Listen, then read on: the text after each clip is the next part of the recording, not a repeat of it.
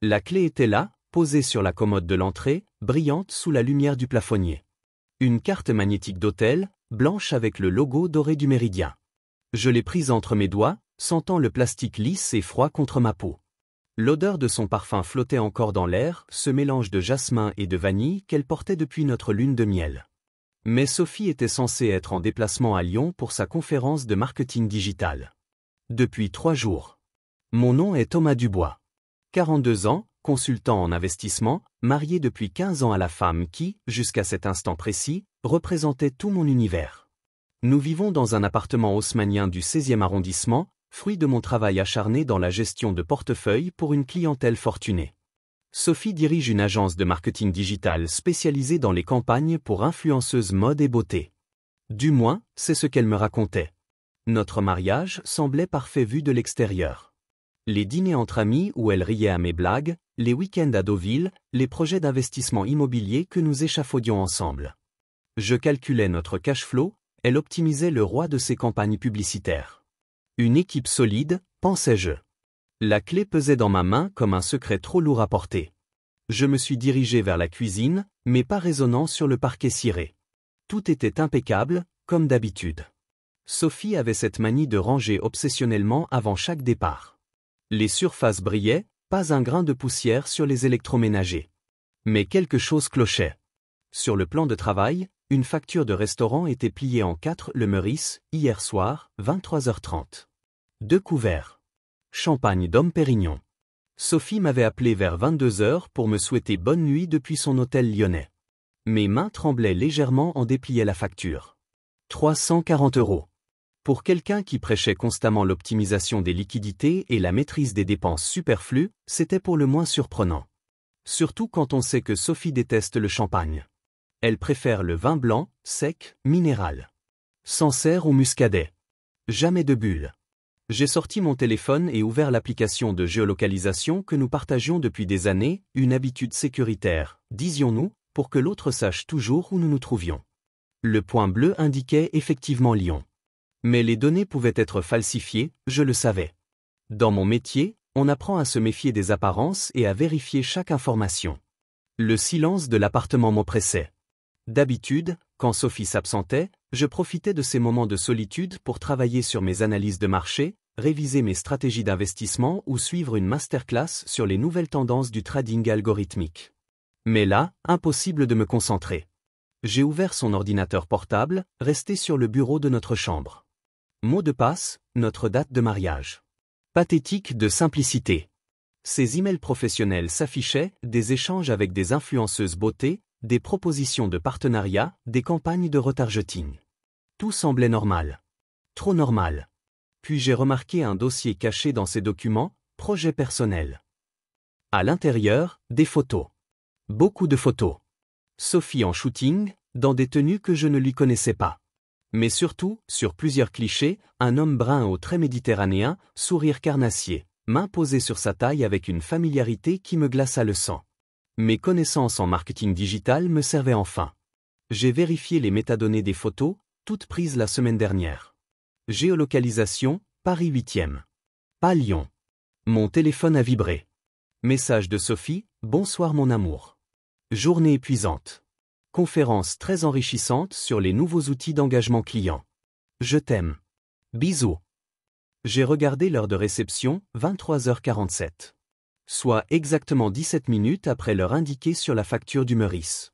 C'est à cet instant que j'ai compris. Sophie ne mentait pas juste sur sa localisation. Elle mentait sur toute sa vie. Et moi, avec ma naïveté de mari confiant, j'avais financé cette double existence sans le savoir. Nos comptes joints, notre crédit immobilier, même notre assurance auto, tout était lié. Elle avait accès à nos liquidités, pouvait puiser dans notre épargne sans que je m'en aperçoive immédiatement. La rage a monté en moi, sourde et brûlante. Mais pas la colère aveugle qu'on pourrait attendre. Non. Une colère froide, calculatrice. Celle qui naît quand on réalise qu'on s'est fait berner par la personne qu'on aimait le plus au monde. J'ai remis la clé exactement où je l'avais trouvée, replié la facture selon ses plis originaux, refermé l'ordinateur. Tout devait paraître intact. Sophie ne devait pas soupçonner que j'avais découvert ses mensonges. Car j'avais un plan qui commençait à germer. En me couchant ce soir-là, seul dans notre lit king size qui sentait encore son parfum, je me suis juré une chose, si Sophie voulait jouer, nous allions jouer. Mais selon mes règles. Et dans ce jeu-là, j'avais l'avantage de connaître nos finances mieux qu'elle. Le lendemain matin, elle m'a appelé depuis Lyon. Sa voix était douce, chantonnante. Elle me racontait sa présentation sur les stratégies d'influence dans l'écosystème digital, mentionnait les contacts intéressants qu'elle avait rencontrés. « Tu me manques, mon amour » avait-elle murmuré avant de raccrocher. J'ai souri en regardant la clé du méridien, toujours posée sur la commode. « Toi aussi, ma chérie » avais-je répondu. « Toi aussi tu me manques. » Mais ce que je ne lui avais pas dit, c'est que je venais de prendre rendez-vous avec notre conseiller bancaire. Et avec notre agent d'assurance. Il était temps de revoir certains contrats, certaines clauses. De protéger mes investissements. De me protéger contre elle. La chasse venait de commencer. Et Sophie n'avait aucune idée qu'elle était devenue ma proie. Sophie est rentrée le jeudi soir avec un sourire radieux et 2 heures de retard sur l'horaire annoncé. TGV en panne, prétendait-elle, embrassant mes lèvres avec une passion inhabituelle. Ses cheveux sentaient un shampoing différent, plus fruité, moins sophistiqué que son habituel produit haut de gamme. Et ses ongles, d'ordinaire impeccables, montraient des traces d'un vernis à styli retiré. « Comment s'est passée ta conférence » ai-je demandé en l'aidant à porter sa valise. Elle s'est lancée dans un récit détaillé, trop détaillé. Les workshops sur l'optimisation du roi publicitaire, la masterclass sur les nouveaux algorithmes de ciblage, sa rencontre avec Léa Moreau, une influenceuse beauté de renom. Quand on ment, on en fait toujours trop. C'est la première règle que m'avait enseignée mon mentor en gestion de patrimoine. Méfie-toi des clients qui justifient trop leurs investissements douteux. J'écoutais religieusement, hochant la tête au bon moment, posant les bonnes questions. Pendant ce temps, mon esprit calculait, analysait, engrangeait chaque détail incohérent. Et cette Léa Moreau, elle travaille dans quel secteur exactement? Beauté et lifestyle. Elle a lancé sa propre ligne de cosmétiques l'année dernière. Très prometteuse pour nos campagnes de retargeting. Sophie mentait avec un naturel déconcertant. J'avais vérifié, Léa Moreau était effectivement présente à Lyon, mais sa dernière publication Instagram la montrait en shooting à Cannes le jour même où Sophie prétendait dîner avec elle. Cette nuit-là, Sophie s'est collée contre moi avec une ardeur inhabituelle. Ses mains exploraient mon corps avec une urgence nouvelle, comme si elle cherchait à effacer quelque chose. Ou quelqu'un.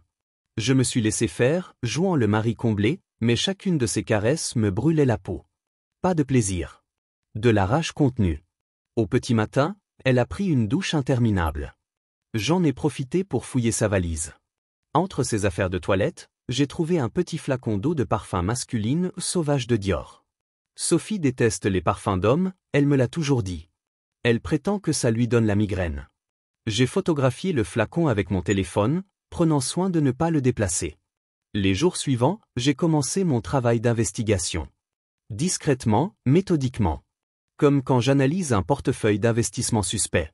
Chaque anomalie compte, chaque détail peut révéler la faille qui fera s'écrouler le château de cartes. J'ai d'abord épluché nos relevés bancaires des 6 derniers mois. Sophie avait toujours géré avec une liberté totale sa carte de crédit professionnel, alimentée par notre compte joint. Après tout, ses frais de représentation étaient légitimes dans son secteur d'activité. Restaurant, hôtel, cadeaux clients, tout était déductible. Mais en y regardant de plus près, certaines dépenses interrogeaient. Des achats chez Hermès et Cartier, justifiés comme cadeaux clients premium. Des factures de restaurants dans des établissements gastronomiques, toujours pour 2 personnes, toujours le soir. Et surtout, des réservations d'hôtels parisiens les jours où elle prétendait être en déplacement provincial. Le méridien, justement, apparaissait 3 fois dans les derniers relevés. J'ai créé un tableau Excel, répertoriant chaque incohérence, chaque mensonge par omission. Date, lieu, montant, justification officielle, réalité probable. Mon approche d'analyste financier appliquée à la déliquescence de mon mariage. Puis j'ai commencé mes propres filatures. Le mardi suivant, Sophie m'a annoncé qu'elle devait se rendre à Bordeaux pour rencontrer un client potentiel dans le secteur viticole. Nouveau marché très porteur, campagne d'influence sur les vins d'exception, budget conséquent. Elle partirait tôt le matin et rentrerait le soir même. À 7h30, je l'ai embrassée tendrement sur le seuil de notre appartement, lui souhaitant bonne route. À 8h15, j'étais stationné en face de son agence, située avenue Montaigne. Sa BMW noire était garée à sa place habituelle. Elle n'en est ressortie qu'à 11h30, accompagnée de l'homme brun des photos. Grand, élégant, veste en cuir sur mesure. Ils sont montés ensemble dans un taxi, direction inconnue. Je les ai suivis. Conduite fluide, distance respectée où mes années de déplacements commerciaux m'avaient appris la discrétion urbaine. Le taxi s'est arrêté devant un immeuble moderne du 15e arrondissement. Ils sont entrés par le parking souterrain. J'ai attendu 3 heures, garé en face, écoutant une émission sur les nouvelles stratégies d'investissement en crypto-monnaie. Ironique. Moi qui passais ma vie à sécuriser les placements de mes clients, je découvrais que ma propre existence reposait sur du vent. À 15h20, ils sont ressortis. Sophie rayonnait, décoiffée malgré ses tentatives de remise en ordre. L'homme la tenait par la taille, possessif. Ils se sont embrassés longuement avant de reprendre un taxi. Cette fois, direction gare Montparnasse. En rentrant chez moi, j'ai trouvé un message de Sophie, train retardé à Bordeaux. Rentrerai vers 22h. Rendez-vous très positif. Je t'aime. Elle était rentrée à 22h15, effectivement. Fatiguée, prétendait-elle. Le vignoble était magnifique, le client séduit par ses propositions de campagne digitale ciblant les amateurs de grands crus. Elle m'avait montré quelques photos de châteaux et de vignes, prises probablement lors d'un précédent voyage. J'avais souri, l'avais félicité pour ce nouveau contrat. Mais dans mon bureau, j'avais ajouté une nouvelle ligne à mon tableau Excel. Les semaines suivantes, le pattern s'est précisé. Déplacements fictifs de plus en plus fréquents, justifications de plus en plus élaborées, dépenses de plus en plus osées. Sophie vivait littéralement une double vie, financée par mes revenus et nos économies communes. J'ai découvert qu'elle avait ouvert un compte épargne séparé, alimenté par des prélèvements automatiques discrets sur nos liquidités communes. Petite somme, répartie sur plusieurs mois, pour ne pas attirer l'attention. Mais au total, plus de 15 000 € détournés. L'homme brun s'appelait Marco Santini. Italien, photographe freelance spécialisé dans la mode et la beauté. Divorcé, 2 enfants. Un profil Instagram flamboyant, multipliant les shootings avec des influenceuses. Including Sophie, sur des clichés datés de plusieurs mois déjà. Ils se connaissaient donc depuis longtemps. J'ai aussi appris que Marco cherchait à monter sa propre agence de production de contenus digitaux. Projet ambitieux, nécessitant un investissement de départ conséquent. Matériel professionnel, studio, trésorerie de lancement. Le type d'investissement qui nécessite des liquidités importantes. Ou une associée fortunée. Un soir, Sophie m'a parlé d'un nouveau projet professionnel. Expansion de son agence vers la production de contenus visuels haut de gamme. Investissement dans du matériel technique, embauche de freelance spécialisés. Elle avait besoin de débloquer une partie de notre épargne long terme. Combien ? Avais-je demandé, feignant l'intérêt. 30 000 € dans un premier temps. Pour tester le marché. 30 000 €. Exactement le montant que Marco cherchait selon ses posts LinkedIn. Cette nuit-là, allongé à côté de Sophie qui dormait paisiblement, j'ai pris une décision définitive. Fini l'observation passive. Il était temps de passer à l'action. Le lendemain matin, j'ai appelé notre conseiller bancaire. Bonjour Pierre. Thomas Dubois. J'aurais besoin de modifier quelques paramètres sur nos comptes joints. Sophie était sous la douche, chantonnant un air italien qu'elle ne connaissait pas il y a encore 6 mois. Elle n'avait aucune idée que je venais de poser la première pierre de sa chute. En raccrochant, j'ai souri en entendant vibrer son téléphone sur la table de nuit. Notification Instagram. Marco Santini avait posté une nouvelle photo, un coucher de soleil sur la Seine, avec en légende « Bientôt de grands projets », #New Beginning, #Partnership, #Blessed. 10 minutes plus tard, Sophie sortait de la salle de bain, serviette nouée autour de sa poitrine, et consultait son téléphone avec un sourire qu'elle tentait de dissimuler. Quelque chose d'intéressant ? Avais-je demandé innocemment. Non, rien. Juste une cliente qui me remercie pour sa dernière campagne. Mensonge numéro 43 de la semaine. Je tenais les comptes. Ce qui me frappait le plus, ce n'était pas sa trahison physique. C'était cette facilité à mentir, cette capacité à me regarder dans les yeux en inventant des histoires. Comment peut-on vivre 15 ans avec quelqu'un et découvrir qu'on ne le connaît pas du tout ? Mais j'allais lui donner une leçon qu'elle n'oublierait jamais. Et cette leçon commencerait par là où ça faisait le plus mal, l'argent. Car Sophie avait beau exceller dans les stratégies d'influence digitale, elle avait oublié un détail crucial. J'étais celui qui maîtrisait nos finances. Chaque compte, chaque placement, chaque crédit était à mon nom ou nécessitait ma signature. Et j'étais sur le point de transformer cet avantage en arme de destruction massive. La jalousie, c'est un poison qui se diffuse lentement dans les veines, transformant chaque battement de cœur en pulsation douloureuse. Je n'avais jamais été un homme jaloux. 15 ans de mariage sans la moindre suspicion, sans le moindre doute. Sophie était ma certitude, mon ancrage. Découvrir qu'elle me mentait depuis des mois, peut-être des années, avait réveillé en moi des instincts primitifs que je ne me connaissais pas. 2 semaines après ma première filature, j'avais établi un planning précis de leur rendez-vous. Mardi et vendredi, invariablement. Appartement du 15e pour leurs ébats, restaurant chic pour leur dîner romantique financé par mes revenus. Un petit train-train d'adultère bourgeois qui m'écœurait par sa banalité. Mais ce qui me rendait fou, c'était leur arrogance. Leur insouciance. Un vendredi soir, Sophie m'avait annoncé qu'elle dînait avec son équipe pour célébrer un nouveau contrat. Grosse influenceuse beauté, campagne internationale, budget à 6 chiffres. Elle rentrerait tard, je ne devais pas l'attendre. À 21h30, j'étais stationné devant le grand Véfour. Depuis ma voiture, je les regardais trinquer au champagne, encore du Dom Pérignon, décidément c'était devenu leur signature. Sophie portait la robe rouge que je lui avais offerte pour son anniversaire. Celle qu'elle réservait, disait-elle, aux occasions très spéciales. Marco lui caressait la main par-dessus la table, lui chuchotait des mots à l'oreille qui la faisaient rire aux éclats. Ce rire cristallin que j'aimais tant, qu'elle partageait maintenant avec un autre. Mes mains se crispaient sur le volant jusqu'à faire craquer mes articulations. Ils sont sortis vers 23h, ivres et enlacés. Direction l'appartement du 15e, comme d'habitude. Je les ai suivis, gardés à distance. Quand les lumières se sont allumées au 4e étage, j'ai éteint le moteur et fermé les yeux. C'était plus fort que moi. Il fallait que je sache. J'ai quitté ma voiture et traversé la rue. L'immeuble était moderne, sécurisé, mais un locataire sortait justement. Je me suis glissé derrière lui avec un sourire poli, costume-cravate, sacoche en cuir, j'avais le profil du cadre sup qui rentre tard du bureau. 4e étage, porte de droite. Sonnette gravée Monsieur Santini. J'ai collé mon oreille contre le battant. Ce que j'ai entendu m'a donné envie de vomir. Les gémissements de Sophie, sa voix qui murmurait des mots que je n'avais plus entendus depuis des années. Oui, encore, je t'aime. Des mots qu'elle ne me disait plus, qu'elle gardait pour lui. Je suis redescendu, les jambes flageolantes. Dans ma voiture, j'ai pleuré pour la première fois depuis des décennies. Pas de tristesse. De rage pure. Cette nuit-là, Sophie est rentrée à 2h du matin, prétextant que l'équipe avait prolongé la soirée dans un bar. Elle empestait le sexe et le parfum de Marco, mais elle a filé directement sous la douche avant de se glisser dans notre lit. Bonne soirée ? Ai-je murmuré dans l'obscurité. MMH. Très productive. On a signé le contrat.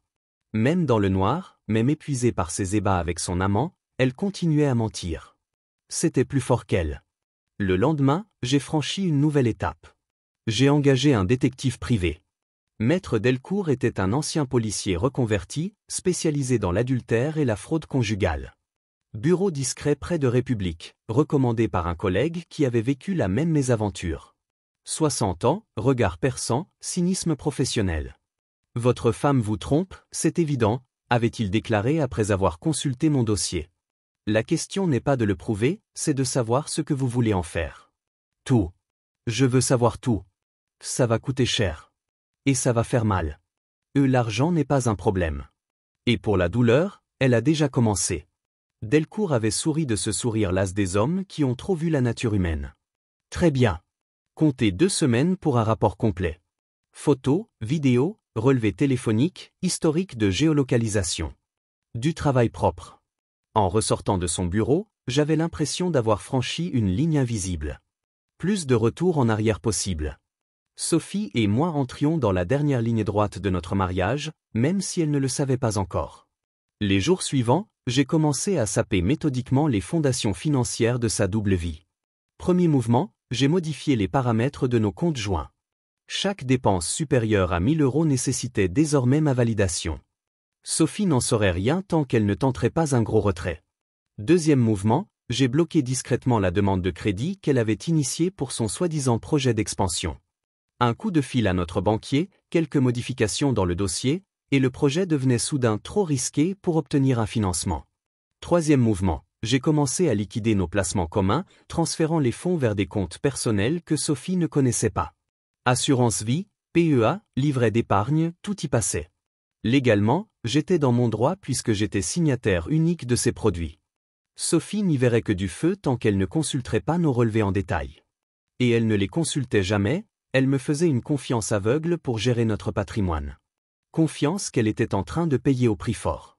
Un mardi soir, elle m'a annoncé qu'elle devait partir en urgence à Milan. Grosse crise chez un client, campagne à reprendre entièrement, elle ne pouvait pas déléguer. Départ le lendemain matin, retour vendredi. Milan?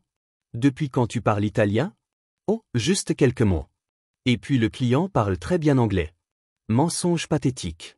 Sophie avait pris des cours d'italien en ligne ces derniers mois, j'avais vu les factures de la plateforme d'éducation digitale sur nos relevés. Elle avait même payé pour une masterclass de conversation avancée. Tout ça pour impressionner Marco, probablement. Le mercredi matin, je l'ai accompagnée à l'aéroport. Baiser tendre, promesse de s'appeler tous les soirs, je t'aime susurrer dans le creux de l'oreille. Elle jouait la comédie parfaite de l'épouse aimante qui part à contre-cœur en voyage d'affaires. 1 heure après son décollage supposé, j'étais devant l'immeuble de Marco. Ils sont sortis ensemble vers midi, bagages à la main, direction aéroport. Cette fois pour de vrai. 4 jours en amoureux dans la ville de Marco, aux frais de notre couple. Cette découverte a libéré en moi une violence que je ne soupçonnais pas. Pendant 4 jours, seul dans notre appartement qui sentait encore son parfum, j'ai méthodiquement planifié sa destruction. J'ai d'abord contacté ses principaux clients. Discrètement, bien sûr. Sous prétexte de vérifier la satisfaction client pour une étude de marché que menait soi-disant mon entreprise. Qu'est-ce qu'ils pensaient des prestations de Sophie? Étaient-ils satisfaits du roi de leur campagne? Avaient-ils des recommandations d'amélioration? Les réponses m'ont éclairé sur une réalité que j'ignorais. Plusieurs clients se plaignaient de retard, de dépassement de budget, de manque de suivi. L'agence de Sophie battait de l'aile, minée par ses absences répétées et sa perte de concentration. Elle était tellement obsédée par Marco qu'elle négligeait son travail. Parfait. J'allais accélérer le processus. J'ai ensuite épluché minutieusement ses comptes professionnels. Sophie m'avait donné procuration sur ses comptes pour simplifier notre gestion fiscale commune, encore une confiance qu'elle allait regretter. Là, j'ai découvert l'ampleur de sa trahison financière. Non seulement elle détournait de l'argent de nos comptes personnels, mais elle utilisait aussi les fonds de son entreprise pour financer sa liaison. Restaurants, hôtels, cadeaux, tout passait en frais de représentation fictifs. Plus grave, elle avait contracté un crédit professionnel de 20 000 € sans me prévenir, utilisant notre résidence principale comme garantie. Argent immédiatement transféré sur un compte qu'elle partageait avec Marco. Cette découverte m'a fait franchir un cap supplémentaire dans ma colère. Sophie ne se contentait pas de me tromper, elle mettait en péril notre patrimoine commun pour financer son aventure. Il était temps qu'elle comprenne que ses actes avaient des conséquences. Le jeudi soir, elle m'a appelé depuis Milan. Voix enjouée, fatiguée par ses journées intensives avec le client. La campagne avançait bien, elle pensait pouvoir rentrer comme prévu le vendredi soir. « Tu me manques, mon amour » avait-elle murmuré avant de raccrocher. « Toi aussi, ma chérie » avais-je répondu. « Profite bien de ton séjour. » Ce qu'elle ne savait pas, c'est qu'au même moment, je finalisais un dossier qui allait ruiner sa vie.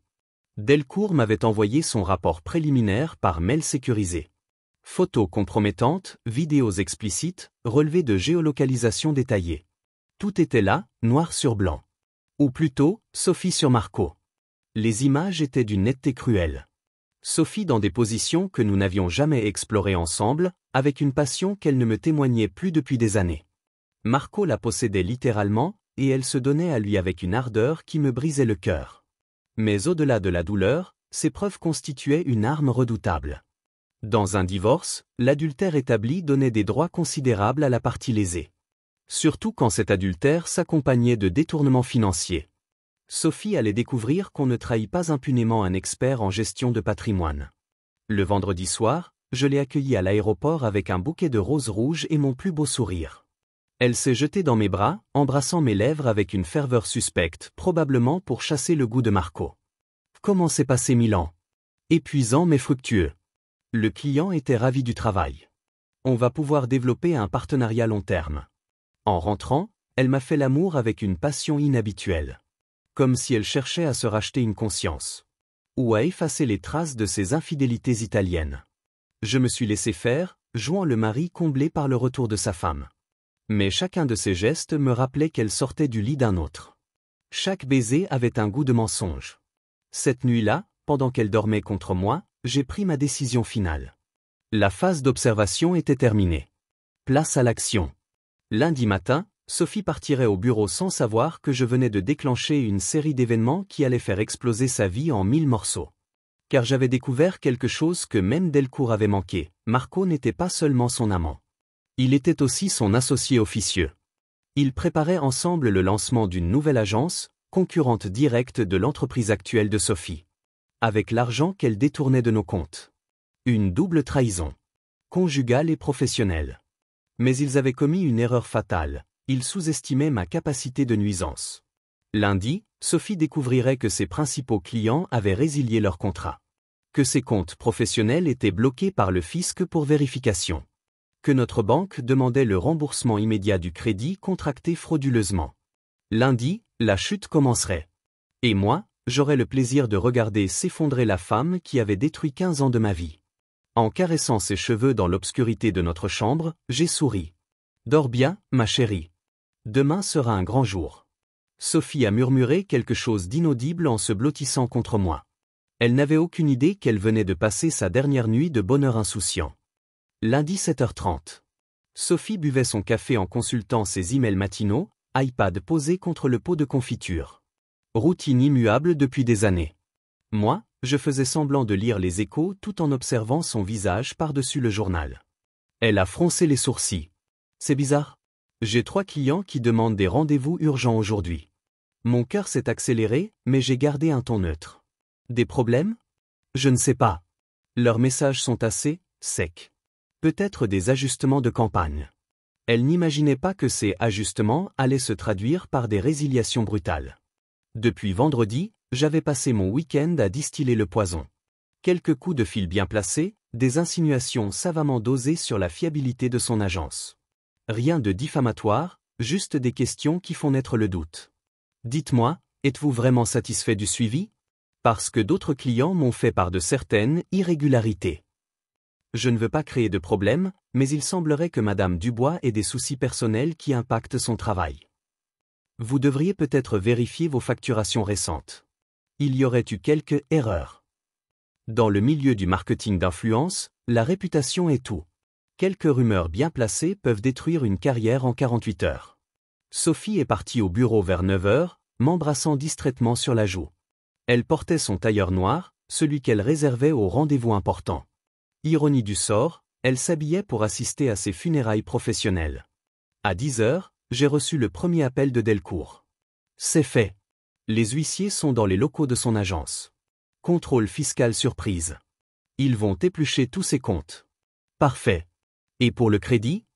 La banque a saisi le dossier ce matin. Fraude caractérisée. Votre femme risque gros. J'avais passé des heures à monter ce dossier avec notre avocat familial. Sophie avait signé des documents de crédit en falsifiant ma signature, utilisé notre résidence comme garantie sans mon accord, détourné des fonds vers des comptes personnels. Tout était documenté, horodaté, inattaquable. À 11h15, mon téléphone a vibré. Message de Sophie, gros problème au bureau. Peut pas déjeuner ensemble. Bisous. J'ai souri. Les ennuis ne faisaient que commencer. À 14h, nouveau message, journée catastrophique. Rentrerai tard. Ne m'attends pas. Cette fois, c'était différent. Plus de points d'exclamation, plus d'émojis. Le ton sec de quelqu'un qui commence à paniquer. J'en ai profité pour passer à la phase suivante de mon plan. Marco Santini habitait un studio dans le 15e, mais il avait aussi accès à l'appartement de sa sœur dans le 11e pour ses rendez-vous professionnels. Delcourt avait fait du bon travail. Plan de l'immeuble, code d'accès, horaire des concierges. À 16h, j'étais devant l'immeuble de la sœur. Bâtiment haussmannien, code à 6 chiffres changé récemment. Mais j'avais la nouvelle combinaison. 3e étage, porte gauche. Serrure standard, rien d'insurmontable pour quelqu'un qui avait pris quelques cours de serrurier pendant ses études d'ingénieur. Question de curiosité technique à l'époque. Aujourd'hui, compétence très utile. L'appartement était petit mais soigneusement aménagé. Canapé en cuir, écran plat, éclairage tamisé. Un vrai nid d'amour. Sur la table basse, des photos de Sophie et Marco en vacances, probablement Milan, la semaine dernière. Elle rayonnait de bonheur, blottie contre lui sur une terrasse ensoleillée. J'ai pris ces photos et je les ai remplacées par d'autres.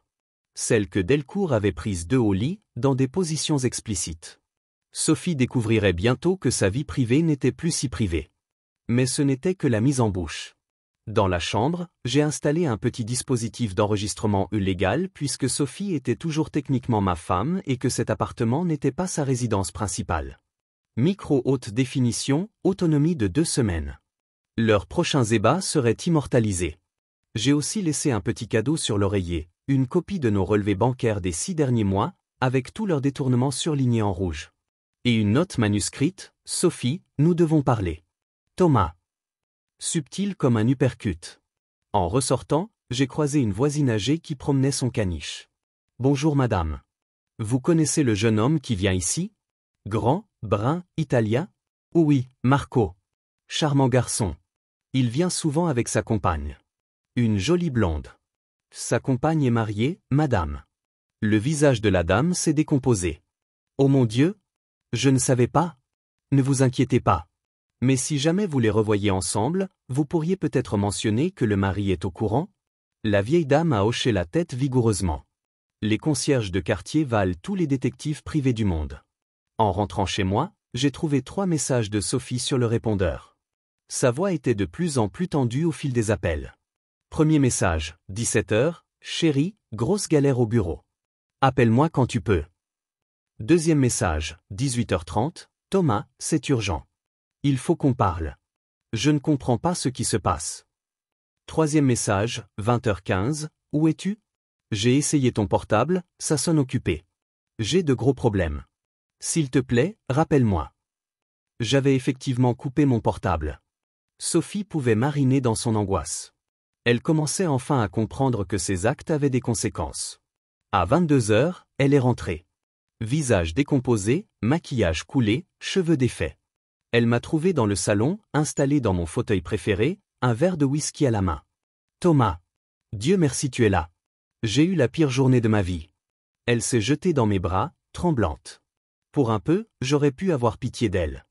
Raconte-moi tout, ma chérie. C'est un cauchemar. 3 clients ont résilié leur contrat ce matin.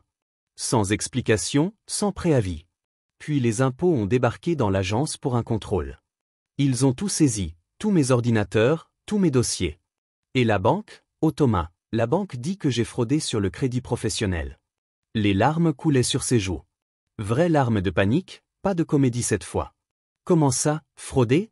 Ils prétendent que ta signature est fausse sur les documents de garantie. Que tu n'étais pas au courant du crédit.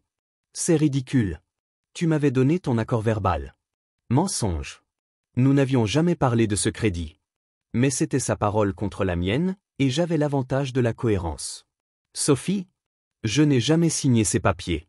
Elle m'a regardé, incrédule. Mais, comment c'est possible?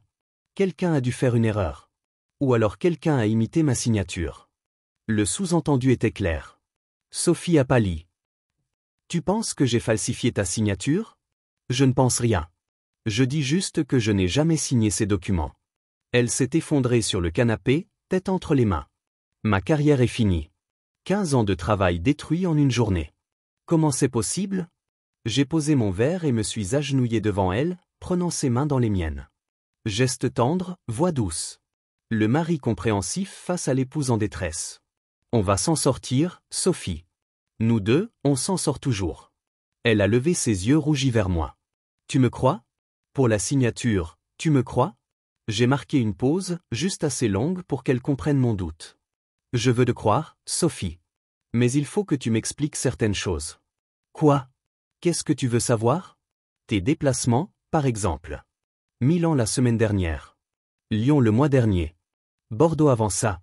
J'ai vérifié, aucun de tes soi-disant clients n'a confirmé ses rendez-vous. Sophie s'est figée. Le piège se refermait, et elle le savait. Comment ça, vérifier? J'ai passé quelques coups de fil. Histoire de comprendre pourquoi ton business s'effondrait soudainement. Tu m'espionnes? Sa voix montait dans les aigus. Attaque, défense classique quand on est pris en flagrant délit. Je protège nos intérêts communs. Ce qui semble plus que ce que tu fais de ton côté. Qu'est-ce que tu veux dire? J'ai sorti mon téléphone et ouvert la galerie photo. Cliché de Marco et elle à la sortie du restaurant, 15 jours plus tôt. Ça, par exemple. Ton dîner d'équipe au Grand Véfour. Sophie a contemplé la photo comme si c'était un serpent venimeux. Tu nous as suivis? Qui est-ce, Sophie? Long silence. Sophie pesait ses options, cherchait une échappatoire. Il n'y en avait pas. C'est Marco. Marco Santini. Ah. Photographe freelance. Et tu dînes avec lui pourquoi? C'est un partenaire professionnel. On développe des projets ensemble. Quel genre de projet? Production de contenu visuel. Shooting, campagne digitale. Demi-vérité mélangée de mensonges. Sophie restait Sophie. Et ces projets nécessitent des dîners romantiques aux chandelles? Ce n'était pas romantique. C'était professionnel. Sophie. Regarde-moi dans les yeux et dis-moi que tu ne couches pas avec lui. Silence mortel. Sophie baissait la tête, incapable de mentir plus longtemps. Thomas, je peux t'expliquer? Ah. Donc tu couches avec lui. Ce n'est pas ce que tu crois? Qu'est-ce que je crois, Sophie? Tu crois que je ne t'aime plus. Mais c'est faux. Je t'aime, Thomas. Tu es mon mari, ma vie, ton quoi? Ton compte en banque? Elle a sursauté comme si je l'avais giflé. Comment peux-tu dire ça? Parce que c'est la vérité. Tu finances ton aventure avec notre argent commun. Hôtel, restaurant, voyage, cadeaux. Tout passe sur nos comptes. S'il te plaît. Et maintenant tu risques la prison pour fraude. Bravo, Sophie. 15 ans de mariage pour en arriver là. Elle pleurait maintenant, vraiment. Pas de comédie, de la vraie détresse. Mais c'était trop tard. Elle avait franchi trop de lignes. Qu'est-ce que tu vas faire? A-t-elle murmuré. J'ai fini mon whisky cul sec et me suis levé. Ce que j'aurais dû faire depuis des mois. Protéger mes intérêts. Thomas, attends. Bonne nuit, Sophie. Demain, il faudra qu'on parle de notre avenir. Ou plutôt, de l'absence d'avenir. Je suis monté me coucher dans la chambre d'amis, la laissant seule avec ses larmes et ses mensonges. Depuis mon lit, j'entendais ses sanglots à travers la cloison. 15 ans plus tôt, ce bruit m'aurait brisé le cœur. Ce soir, il me procurait une satisfaction froide. Mon téléphone a vibré. Message de Delcourt, phase 2 terminée. Marco a trouvé votre cadeau. Il tente de joindre votre femme depuis 1 heure. Elle ne répond pas à ses appels. Parfait. Le piège se refermait de tous les côtés. Demain, Sophie découvrirait que sa double vie avait un prix. Un prix qu'elle ne pourrait plus payer. Car j'avais gardé le meilleur pour la fin. Mardi matin, 6h42. Sophie n'avait pas dormi de la nuit. Je l'entendais faire les 100 pas dans le salon, téléphoner à voix basse, pleurer par intermittence. Son monde s'écroulait, et elle commençait à comprendre que ce n'était pas un hasard. Je suis descendu prendre mon petit déjeuner comme si de rien n'était. Costume gris, cravate bleue, geste méticuleux pour préparer mon café. Sophie était affalée sur le canapé, en peignoir, cheveux défaits, cernés jusqu'aux pommettes. Thomas, il faut qu'on parle. Je t'écoute. Marco a reçu des photos d'eau, des photos intimes. Quelqu'un nous espionnait. Et il y avait un message de toi. J'ai continué à beurrer ma tartine sans lever les yeux. Ah bon? Tu le savais? Tu savais pour Marco et moi? Depuis combien de temps, Sophie? Depuis 8 mois. Mensonge. D'après mes recherches, leur liaison durait au moins 1 an. Mais peu importait. Et tu comptais me le dire quand? Jamais? Je veux dire? Thomas, je suis perdu. Je ne sais plus ce que je veux. Moi si. Je me suis levé, et pris ma sacoche, mes clés de voiture. Gestes automatiques du mari qui part au bureau. Tu vas où? Travailler. Contrairement à toi, j'ai encore un emploi. Thomas, s'il te plaît. On peut pas laisser les choses comme ça. Tu as raison. On ne peut pas. J'ai sorti une enveloppe de ma sacoche et l'ai posée sur la table basse. Qu'est-ce que c'est? À la suite logique. Sophie a ouvert l'enveloppe d'une main tremblante. À l'intérieur, une assignation en divorce pour faute, avec une demande de dommages et intérêts conséquente. Elle a lu les premières lignes et son visage a viré au blanc. Tu demandes le divorce? Adultère caractérisé, détournement de fonds, fraude conjugale. Mon avocat dit qu'on a un dossier en béton. Mais Thomas, je t'aime. Non Sophie. Tu aimes notre compte en banque. Nuance. Elle s'est levée d'un bond, a voulu me retenir par le bras. On peut recommencer. Je quitte Marco, on repart de zéro. Trop tard. Pourquoi trop tard? J'ai souri. Le sourire froid que je réservais aux clients qui tentaient de me rouler. Parce que Marco aussi va avoir des surprises aujourd'hui. Qu'est-ce que tu veux dire? Ton amoureux italien travaille au noir depuis 3 ans. Pas de déclaration sociale, pas de TVA reversée, évasion fiscale massive. J'ai transmis un dossier complet au service concerné. Sophie a reculé, horrifiée. Tu as dénoncé Marco? J'ai rétabli la vérité. Ce type vous a monté un business parallèle avec notre argent. Il fallait que ça cesse. Thomas, tu es devenu fou. Non. J'ai retrouvé la raison. Mon téléphone a sonné. Delcourt, pile à l'heure. Allô Pierre? Oui, très bien. Parfait. Non, elle est au courant maintenant? D'accord, merci. J'ai raccroché sous le regard terrorisé de Sophie. C'était qui? Mon détective privé. Marco vient d'être interpellé chez sa sœur. Fraude fiscale et recel de détournement de fonds. Il va passer quelques mois en garde à vue. Sophie s'est effondrée sur le canapé, anéantie. Mais, et moi? Qu'est-ce que je vais devenir? Tu vas apprendre à vivre avec les conséquences de tes actes. Pitié? On peut arranger les choses. Comment? En me mentant encore? En détournant encore plus d'argent? Je vais tout rembourser. Jusqu'au dernier centime. Avec quel argent? Ton agence est finie, tes clients sont partis, tes comptes sont bloqués par le fisc. Chaque phrase était une lame qui s'enfonçait un peu plus dans sa chair. 15 mois de préparation méthodique pour cet instant de vérité pure. J'ai des économies personnelles? Plus maintenant. Sophie a froncé les sourcils. Comment ça? Tous tes comptes personnels ont été vidés hier soir. Saisie conservatoire dans le cadre de la procédure de divorce.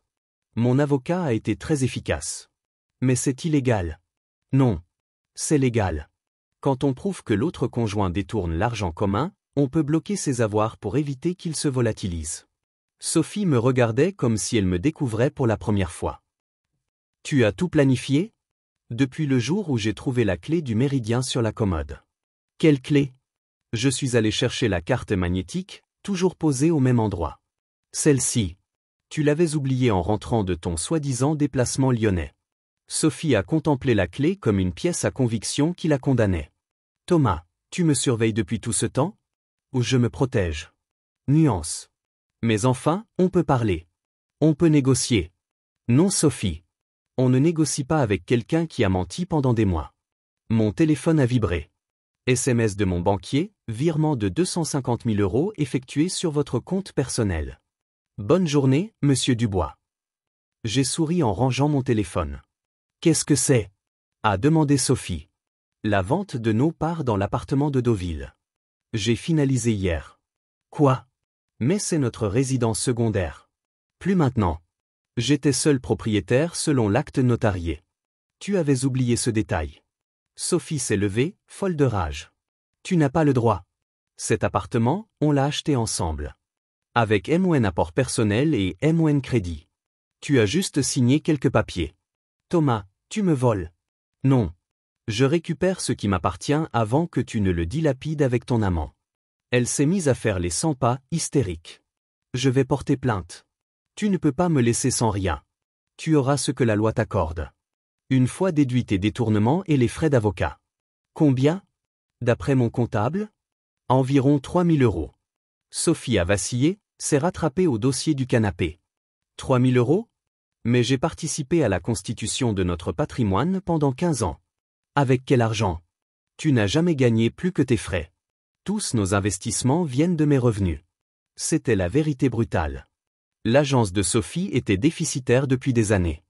Elle vivait grassement grâce à mes revenus de consultant, tout en se plaignant constamment de mes horaires de travail. S'il te plaît. On ne peut pas finir comme ça? Sa voix se brisait.